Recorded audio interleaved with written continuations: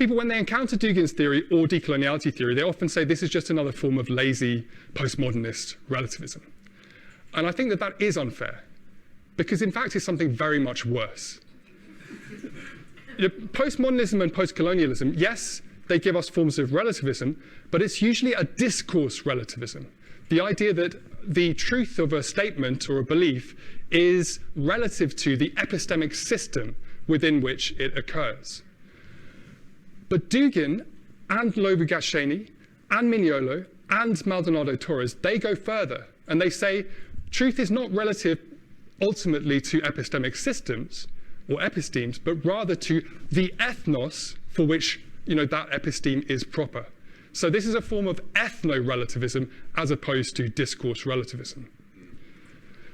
And so that's where they would differentiate themselves from, for example, Foucault.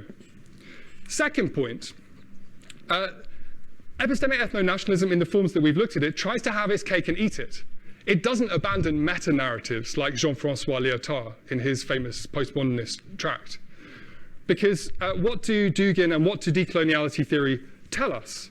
They tell us that over at least the past 500 years, the West has economically exploited and violently subjugated much of the rest of the world, has exported, promoted, sometimes imposed a set of beliefs and values and rational standards, worse still, managed to convince some non-Westerners that not only their local beliefs and values, but even those of the West are potential candidates for objective and universal truth.